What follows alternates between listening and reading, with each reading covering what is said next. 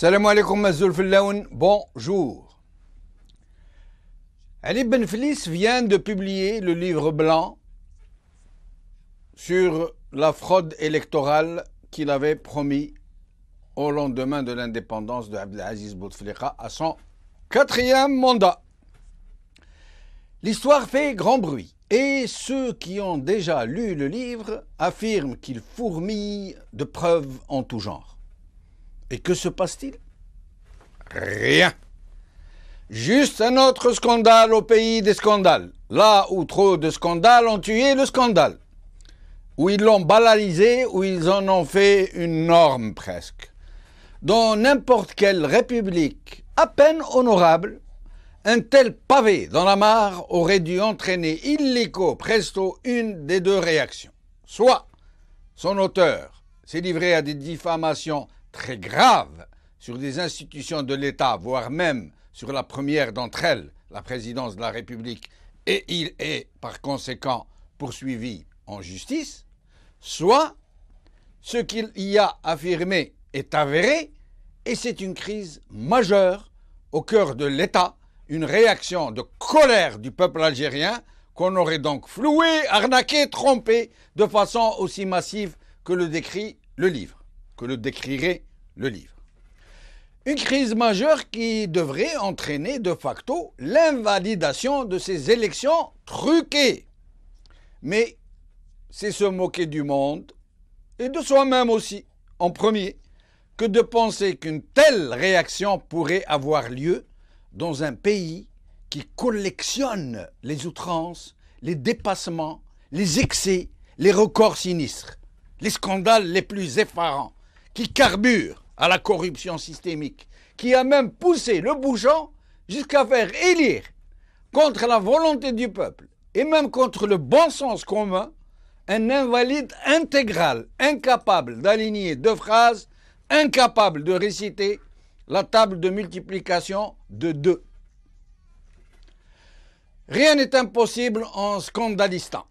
Mais la grande question qui se pose est pourquoi Benflis a-t-il publié un livre blanc, sachant que rien ne va se passer, qu'il va être totalement ignoré, y compris par une certaine démocratie occidentale, pour ne pas la citer, qui a elle-même une immense responsabilité dans la réélection du grand malade.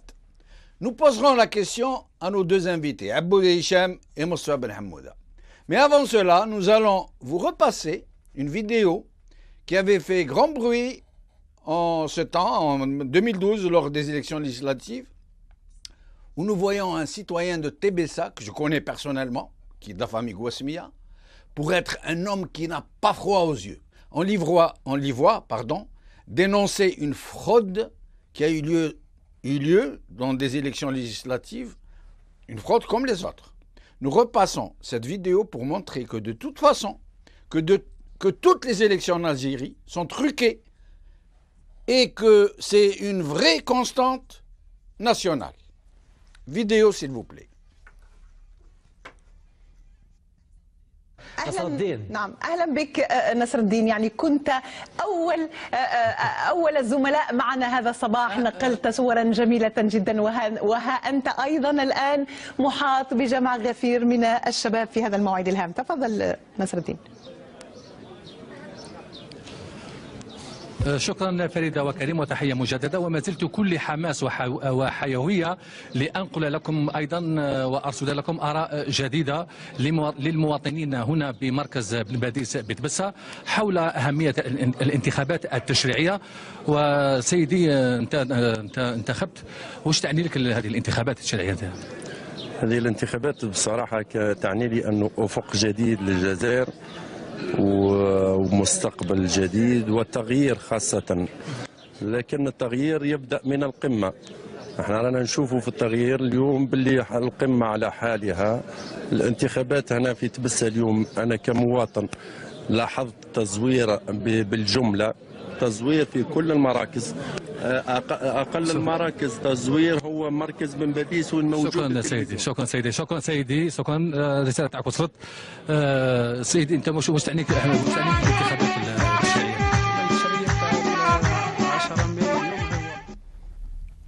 Vous avez vu la réaction du journaliste quand il lui a parlé de réaction, il lui a tout de suite retiré la parole. Avant de recevoir nos invités, je tiens à présenter nos condoléances les plus attristées à l'opposant membre du Maol, Hassin Haroun, à la suite du décès de sa mère, décédée après une longue et pénible maladie. Rappelons que le régime a refusé de lui remettre un sauf-conduit pour aller faire ses derniers adieux à sa maman. Avec nous donc Hicham Aboud, journaliste, et Mostafa Hamouda, membre de la direction de campagne de Ali Ben Fliss. Hicham Aboud, merci d'avoir accepté notre invitation. Hicham Aboud, je crois que nous avons perdu Hicham Aboud. Est-ce que Mostafa Hamouda est avec nous? Oui, bonjour Jamal. Bonjour Mostafa. Alors, première question. Est-ce que vous avez lu ce livre? Mostafa, nous avons perdu donc Mostafa et Hicham. Oh, ça arrive de perdre des gens comme ça. Mais sinon, en attendant, je vais devoir meubler un petit peu. Donc, moi, la question que je me pose, elle est toute simple. Monsieur Ali Ben Fliss a été chef du gouvernement, a été secrétaire général du parti FLN. C'est un homme du régime. C'est un homme qui est né dans le régime, qui a fait sa carrière dans ce régime, qui a probablement lui-même, pour dire les choses comme elles sont, quand il était chef du gouvernement, qui a dû présider à des élections truquées. Allô?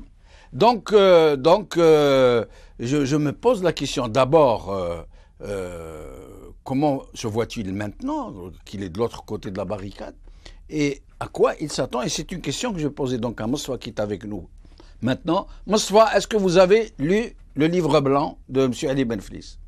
J'ai commencé à le lire aujourd'hui. Il m'a été parvenu par email. Oui. Et je commençais à le feuilleter. Il y a à boire et à manger en matière de vérité. Et franchement, ça donne pas vraiment envie de dire qu'on a voté. Hein. Ouais. Oui. Mais sinon. Voilà. Je voudrais d'abord commencer par cette déclaration. Oui. Qui est comme suit. Je n'ai pas été battu par le suffrage populaire et je n'ai pas échoué dans une compétition électorale honnête et loyale. Mon échec a été préparé, planifié et organisé par une coalition qui... Pardon, Mostafa, pardon, je suis au devoir de vous interrompre. Il n'est pas question ici de faire de la propagande pour M. Ben Fliss. Nous parlons de son livre. Non, pas du tout. Non, nous n'allons pas lire ses déclarations. Il est assez grand, il a beaucoup de presse à ses écoutes, mais nous voudrions parler du livre et de son contenu. J'allais y revenir, mais puisque vous m'avez coupé, je m'arrête et je vous dis que je savais que M. Ben Fliss appela ce livre le livre noir, le livre de la honte, le livre de la fraude, le livre du vol et de la corruption, ou pire encore, le livre du mépris, du dédain et de la mésestime du peuple algérien. Mais, le blanc étant la couleur de la pureté et de l'ingénuité et de l'innocence. Mais on dit livre blanc généralement, c'est une formule consacrée pour dire que ce sont des livres qui révèlent des scandales, qui disent toute la vérité sur ce qui a été caché. C'est une formule consacrée. Merci pour cet enseignement. Mais les élections du 7 avril sont loin de tout cela, de tout ce qu'il y a de blanc. Oui. Voilà. Mais sinon, Mostafa. Oui, j'arrive. Ce livre qui est loin d'être un tir à blanc, restera collé comme un frère siamois au scrutin du 17 avril, pour dire à nos générations à venir, voilà comment vos aïeux choisissent des présidents et voilà comment ils les gardent à vie. Ben Fliss a écrit ce livre pour dire plus jamais ça, pour dire la fraude est l'arme des faibles, le peuple est source de tout pouvoir. Voilà pourquoi le livre a été écrit, il l'a promis et il a honoré sa promesse. Bravo, monsieur Ben Fliss. Je ne suis pas en train de lui faire de la propagande. Il y a, comme vous avez dit, les médias qui font ça pour lui. Restez avec nous, Moustapha. Restez avec nous. Hicham Aboud, merci d'avoir accepté notre invitation, ainsi que Moustapha Hamouda. C'est moi qui vous remercie, Jamaluddin. Bonjour à vous et à tous les téléspectateurs de Maghribia. Merci. Alors, Hicham, comme je l'ai dit tout à l'heure, normalement, un tel livre devrait normalement entraîner soit la poursuite de Ali Benvelis pour diffamation, voire même pour outrage à des institutions de la République et à des corps constitués, soit déclencher une grave crise politique. J'ai bien dit normalement. Or, la norme en Algérie est que rien n'est normal. Alors, selon vous, que va-t-il se passer après la parution de ce livre blanc? Oui, Jamaluddin, tout à l'heure vous vous interrogez pourquoi Ali Benvelis publie-t-il ce livre blanc? Oui. C'est la question qu'on doit se poser, sachant que ce genre de document, on laisse toujours insensibles les décideurs et notamment ce pouvoir arrogant et méprisant. Alors, moi, j'estime que Ali Benvelis, quand il s'était porté candidat, beaucoup de gens lui ont voulu, parce qu'ils trouvaient qu'à travers sa candidature, il avait légitimé la fraude. Or, parler de fraude sans la prouver, ça reste quelque chose de pas crédible. On peut toujours, vous savez, surtout avec un régime pareil, vous pouvez parler autant que vous voulez, il fait la sourdine. Maintenant, Ali Benvelis, s'il n'avait pas publié ce livre blanc, il aurait effectivement légitimé la fraude. Mais là, en publiant ce livre, il apporte la preuve. C'est-à-dire qu'on n'est plus au stade du simple blabla, on n'est plus au stade des accusations creuses, on n'est plus au stade des slogans creux où on dit du n'importe quoi. Le monsieur, il rapporte, il ramène, alors, des documents, des faits, irréfutables. Oui, alors, mais qu'est-ce qui va se passer? Qu'est-ce que ça va changer? Alors, sous d'autres cieux, si c'était normal, normalement, oui. Moi je dirais sous d'autres cieux, on aurait poursuivi Benvelis pour diffamation? Non, ce n'est pas possible parce que ce monsieur donne des preuves matérielles. D'accord. Pas des témoignages, mais des preuves matérielles en fournissant des documents. D'accord. La première des choses.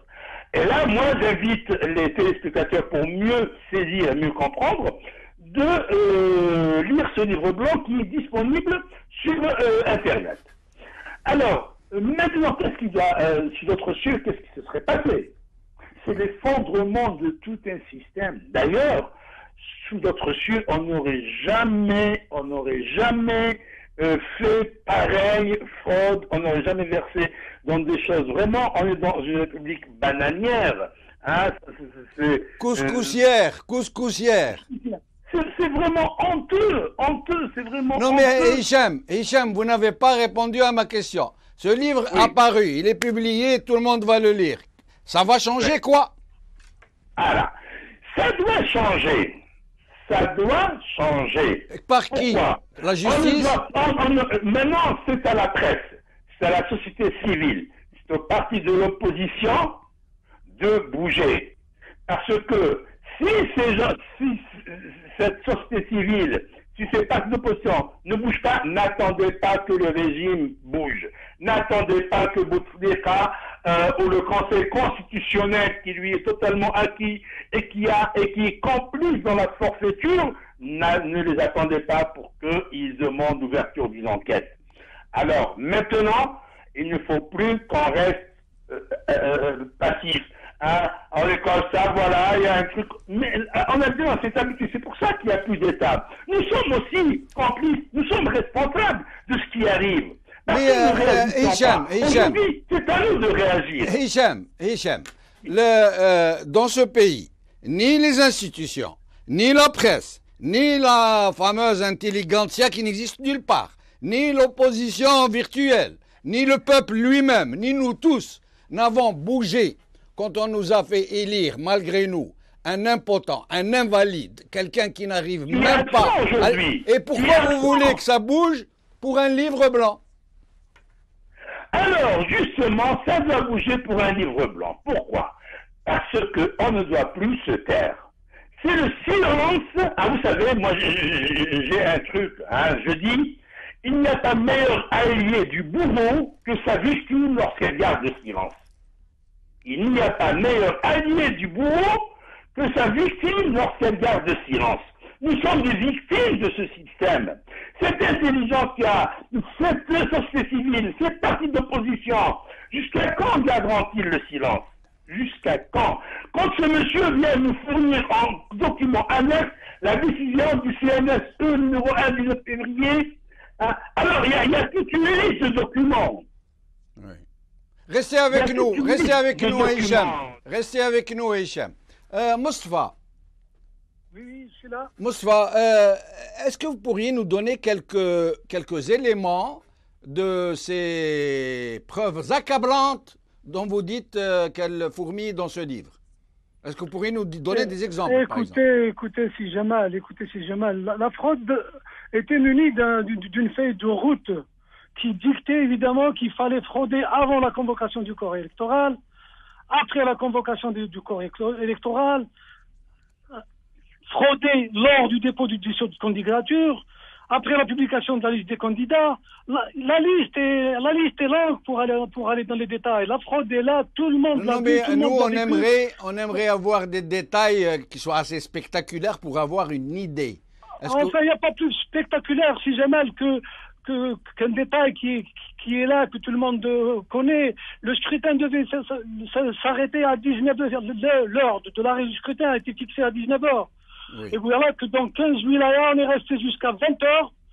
Et 590 communes de ces wilayas ont enregistré en 1 heure plus de 2400 votants. Et bien sûr, tous au profit d'un seul candidat. Si ça, ce n'est pas de la fraude, je ne sais pas ce que c'est non plus. Alors, une question directe, je vous demanderai de me répondre de façon très directe aussi.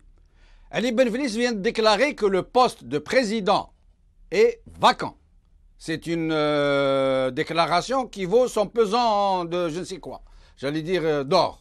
Ça veut dire qu'il ne reconnaît pas officiellement, publiquement, la présidence de la République. Qu'est-ce à dire sur ça? Quelle est votre position par rapport à cette déclaration? On n'a pas besoin de faire censure, de faire un tel constat. Enfin, on n'a pas besoin de faire l'université de Babzouar pour voir que la vacance est là devant nous. On n'a pas besoin d'attendre. Non, mais Benvelis a été candidat à la présidence. Le candidat qui passait Bouteflika, nous en savons tous qu'il n'est qu'une vitrine. Mais celui qui vient de faire cette déclaration est un homme politique. Il a dit... Sur 4 conseils des ministres en une année. Oui, mais M. Benvelis, qui est un homme politique, a déclaré publiquement que le poste de président est vacant. Ça veut dire qu'il ne reconnaît pas le président Bouteflika en tant que chef de l'État. Il doit avoir ses arguments et s'il doit maintenant nous donner un autre livre blanc sur ça, on l'attend. Mais là, la vacance est là. Tout le monde la constate. D'accord. Tout le monde constate ça. Tous les hommes politiques, enfin les hommes politiques, entre parenthèses, si en politique il y a d'ailleurs, d'abord, mais tous les chefs de parti vous disent que il y a vacance, le président est absent, où est-il? Alors, Benvelis, qui a lui-même été chef du gouvernement et qui a été secrétaire général du parti FLN où la fraude électorale est le sport national, lui-même n'a-t-il pas présidé des opérations de trucage des élections? Quand on est dans un parti comme le FLN, on obéit à une feuille de route encore une fois, et si la feuille de route dicte la fraude, qui n'est pas un terme ou un vocable qui existe dans le langage du FLN, donc faisons et taisons-nous. Non, mais répondez à ma question. Benvelis était chef du gouvernement. Plusieurs élections se sont déroulées pendant les élections favorables au FLN ont tout le temps été comme ils l'ont tout le temps été, soit sous Benvelis, soit sous Msaadi Allah Ahmou, soit sous Mahri. Non, mais pas seulement au FLN, pas seulement au FLN. Même quand il est... Pourquoi vous connaissez uniquement M. Benvelis? Moustapha. Oui, je suis là. Moustapha, les élections qui ont eu lieu quand M. Benvelis était chef du gouvernement, sachant que toutes les élections depuis 1962 sont truquées. Absolument d'accord avec donc, M. Benvelis lui-même a présidé à des élections truquées. il a présidé, il était secrétaire général d'un parti. Ce parti qui obéit, comme je vous l'ai dit, à une feuille de route qui vient de je ne sais pas où. Donc si le FLN a truqué sur Benflis, eh bien pas le FLN seulement, l'administration de monsieur Benflis qui ont été chef du gouvernement. Oui. L'administration du FLN, ou ceux qui guident le FLN, ont leur quota dans toutes les élections. Que nous ayons Benflis comme secrétaire général ou que nous ayons Pavarotti. Le quota FLN restera toujours le quota FLN. Maintenant, vous me demandez pourquoi ça se passe comme ça. Là, allons à 56, et à 59, et à 65, et à 88, et la liste est longue. Merci, Moussa Hamouda. Je reviens à Hicham Aboud. Je vais vous poser la même question. Les deux dernières questions. D'abord, M. Benflis a déclaré que le poste de président est vacant. C'est quand même un homme politique. Il a fait une déclaration publique. Est-ce à dire qu'il ne reconnaît pas M. Bouteflika comme étant le chef de l'État?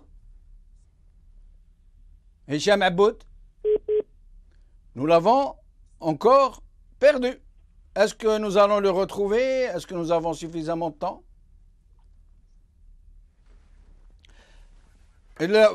On le retrouve. Hicham? Oui. Où est-ce que vous êtes allé vous balader? On était en train de vous chercher, nous.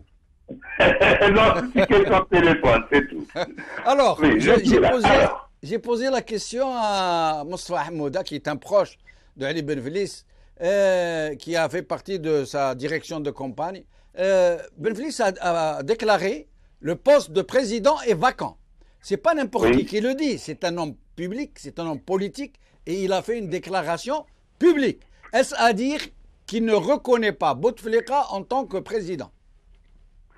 Mais c'est toute personne sensée, toute personne qui a un minimum de logique, et force de constater que le poste de président est vacant. Montrez-moi ce président.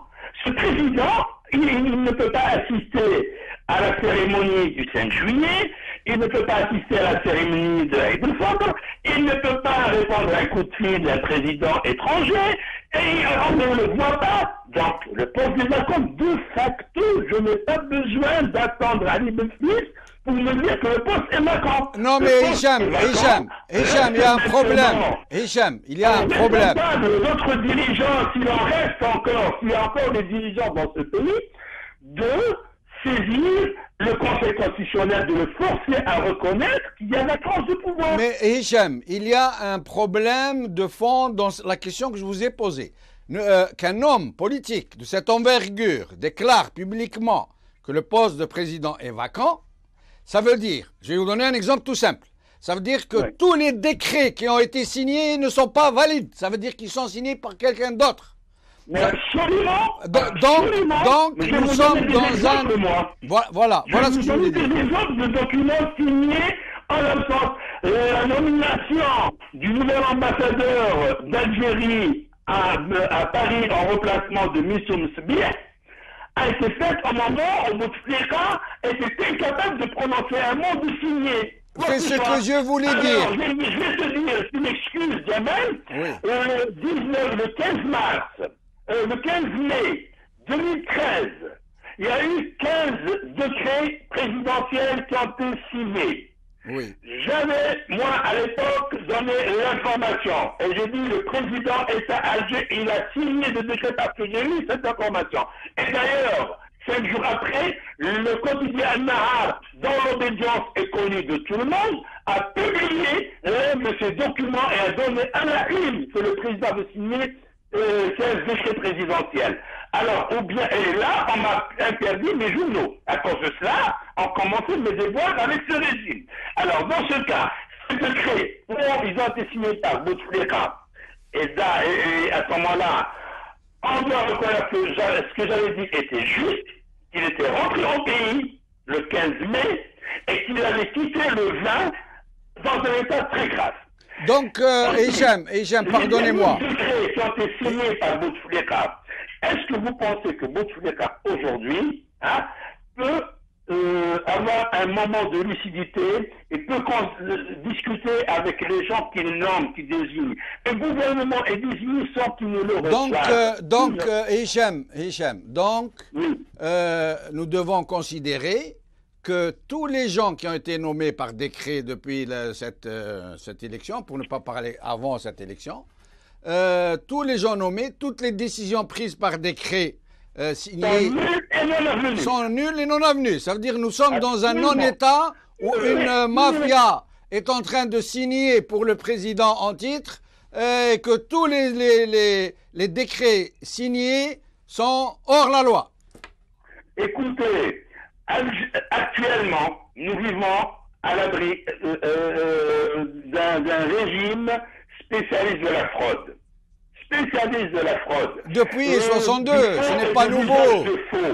Et ils ont fraudé des élections électorales. Pourquoi ils ne fraudent pas les signatures de décret? Oui. Pourquoi pas? D'accord. Mais la fraude, elle existe depuis 1962. Pas depuis 1962, non. On peut pas dire depuis 1962 parce que, en tant qu'étudiant, j'ai participé à des dépouillements de vote des APC à Alger et tous les bureaux de vote étaient investis par des étudiants volontaires. Et il n'y a pas eu la moindre fraude. C'est pour ça que je n'ai pas tout mélangé. Alors on ne parle pas de la même planète dans ce cas, mon cher Hicham, parce que pour moi, il n'y a jamais eu d'élection honnête dans ce pays depuis 1962 et beaucoup d'Algériens pensent comme moi. Moi, j'étais dans un bureau de vote à l'âge de 20 ans en tant qu'étudiant. Et à l'époque, les étudiants avaient une carte blanche dans les années 70. Et on a veillé sur le déroulement des scrutins. Il n'y avait pas de fraude. L'émission. Quand est-ce qu'a commencé la fraude? La fraude a commencé avec l'avènement du multipartisme, avec l'avènement de la démocratie, aussi paradoxal que cela. L'émission est terminée malheureusement, mon cher Hicham. Je ne suis pas d'accord avec vous, je vous le redis, mais on en reparlera dans une autre émission. C'est très intéressant d'ailleurs d'aborder ce sujet. Merci beaucoup à mes deux invités. Cette émission est maintenant terminée. À demain. Salam alaikum. Azul.